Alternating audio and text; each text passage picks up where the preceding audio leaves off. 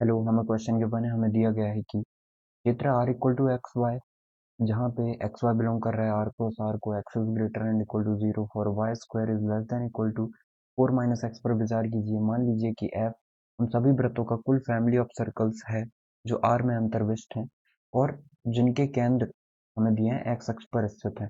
मान लीजिए कि f में विद्यमान वृत्तों में सबसे अधिक त्रिज्या वाले वृत्त को E से निरूपित किया जाता है।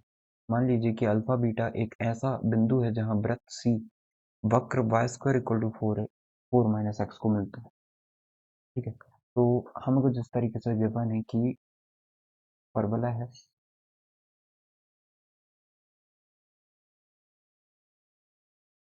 वाई स्क्वायर इक्वल टू में माइनस फोर एक्स, मतलब माइनस एक्स कॉमन निकालें तो एक्स माइनस फोर होगा, माइनस कॉमन निकालें तो कुछ इस तरीके से बनेगा। ठीक है, तो अब ये रीजन किसको सेटिस्फाई कर रहा है? जीरो जीरो को सेटिस्फाई कर रहा है। इसका मतलब इसका रीजन इस तरफ हो। ठीक है, इस तरफ।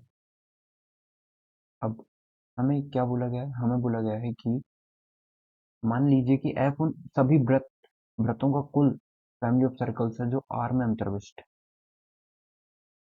अच्छा, इस आर में अंतर्विष्ट, तो आर किसे सेटिस्फाई कर रहा है? एक्स की बड़ी वैल्यू लेने पे ये वाला रीजन आ रहा है, मतलब सर्कल यहीं पे होगा और जिसके केंद्र सेंटर्स एक्स अक्ष पर स्थित है। मतलब इसका भी केंद्र एक्स अक्ष पे स्थित है, इसका भी केंद्र एक्स अक्ष पे स्थित है। मान लीजिए अपने विद्यमान वृत्तों में सबसे अधिक त्रिज्या वाला वृत्त को सी से निरूपित किया जाता है। तो मान लीजिए अल्फा बीटा एक ऐसा बिंदु है जहां वृत्त सी वक्र को मिलता है। ठीक है, तो अब सबसे बड़ा वृत्त हमें बनाना है और हमें बोला गया है कि एक्स की जो वैल्यू है वो कैसी होनी चाहिए? ग्रेटर देन जीरो होनी चाहिए। ठीक है, और वाई तो हमारा जीरो ही होगा। तो इसके लिए हम सिंपली बोल सकते हैं कि जो हमारा सर्कल होगा ना, वो कुछ इस तरीके से जाएगा जो कि मैक्सिमम हो। ठीक है, मैक्सिमम होगा, इसका मतलब वो इसे भी टच करेगा, पॉइंट को टच करेगा, और इसे टच करेगा एक पॉइंट पे, और इसे भी टच करेगा, और इस तरीके से जाएगा वो। ठीक है, तो ये जो पॉइंट पे टच हो रहा होगा वो सिमेट्रिक पॉइंट पे टच होगा, जैसे कि बोला है वक्र को मिलता है किसे? Y square equal to four minus x को मिल रहा है।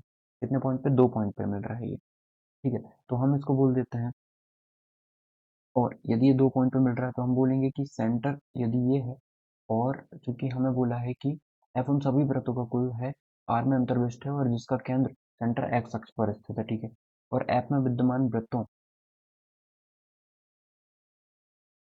जो आर में अंतर्विष्ट, ठीक है, में सबसे एक्स वाई पॉइंट कौन सा है हमें ये बताया गया है। ठीक है, यहाँ पे x y belongs to R cross R, x is greater than zero, x हमेशा ग्रेटर देन जीरो होता है। ठीक है, अब आप सर्कल को इस तरफ नहीं ले जा सकते क्योंकि एक्स की वैल्यू नेगेटिव हो जाएगी, तो यहीं पे रहेगा ये पॉजिटिव पॉइंट पे, तो यहाँ से लेके इस पॉइंट पे टच हो जाएगा। ठीक है, अब आई होप आपको क्लियर हो गया होगा। इसकी जिसका जो सेंटर सबसे बड़ा सर्कल जिसका सेंटर ये होगा क्योंकि इसे टच कर रहा है, वो इंटरसेक्ट नहीं कर रहा है। मैं बोला एक ऐसा, मान लीजिए कि अल्फा बीटा एक ऐसा बिंदु है जहां वृत्त सी वक्र को मिलता है, इंटरसेक्ट नहीं कर रहा, मिल रहा है, तो ये अल्फा बीटा हो जाएगा। ठीक है, तो इस वाले पॉइंट को अब हमें पता है ये सिमेट्रिक पॉइंट होंगे, मतलब एक्स तो सेम ही रहेगा, तो ये अल्फा हो जाएगा और बीटा का माइनस बीटा हो जाएगा। ठीक है, अब सर्कल की इक्वेशन लिखते हैं एक्स माइनस ये कितना होगा, यदि हम इसको कंपैरिजन करें वाई स्क्वायर इक्वल टू में माइनस एक्स माइनस फोर से, तो फोर ए की वैल्यू कितनी है? तो अभी के लिए हम ए भी मान सकते हैं, इसको ए मान के चलेंगे तो ज्यादा बेटर रहेगा। हम रेडियस पता नहीं क्योंकि हम तो यहाँ से यहाँ तक को ए ही मान लेते हैं। ये कितना है? ए कॉमा जीरो। ठीक है, तो ये कितना हो जाएगा? ए माइनस एक्स प्लस का वाई का स्क्वायर तो में ए स्क्वायर।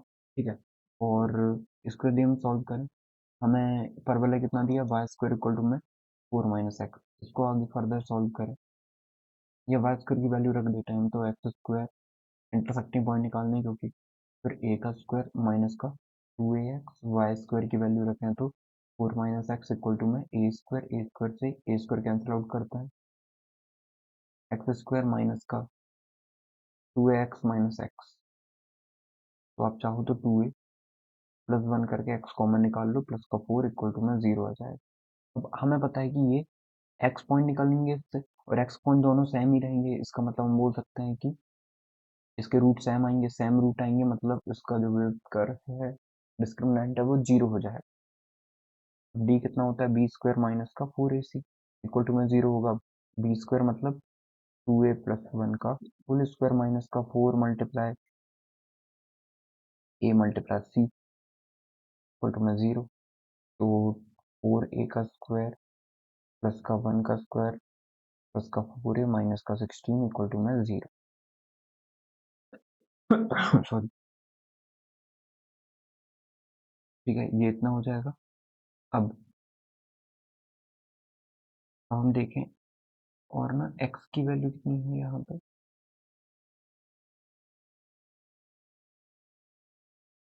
हाँ y² की वैल्यू तो 4 माइनस एक्स ही है ना, हाँ 4 माइनस एक्स है, क्योंकि इसे टच कर रहा है तो 4 माइनस एक्स होगा। 4 माइनस एक्स को हमने पुट कर दिया यहाँ पे, और कुछ भी नहीं किया अलग से। इसको सॉल्व कर लेते हैं तो यह आ जाएगा 4a का स्क्वायर प्लस का 4a माइनस का 15 इक्वल टू में 0। 5 मल्टीप्लाई 3 होता है ये।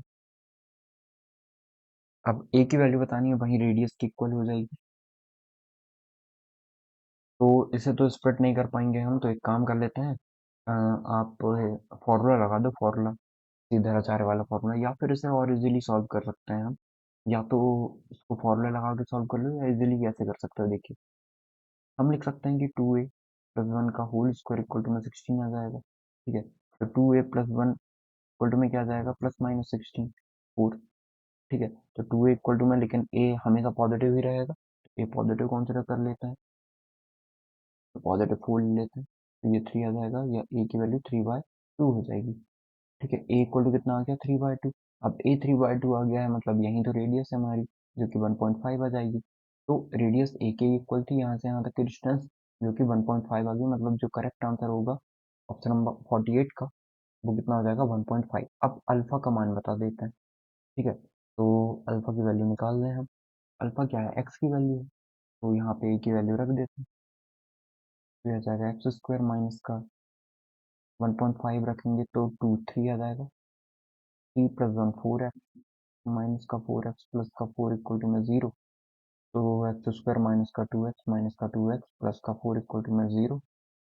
तो x माइनस 2 माइनस का 1 कॉमन निकलेगा, तो 2 कॉमन निकलेगा, तो x माइनस का 2 इक्वल टू में 0। तो x माइनस 2, अब a की वैल्यू निकलेगी, इसको 0 के इक्वल रख दो या इसको 0 के इक्वल रख दो, बात एक ही है। इससे हम चाहते तो x माइनस 2 का होल स्क्वायर भी लिख सकते थे। x की वैल्यू 2 आ गई है। ठीक है, अब x की वैल्यू 2 आ गई है, मतलब अल्फा हमारा कितना आ गया, 2 आ गया।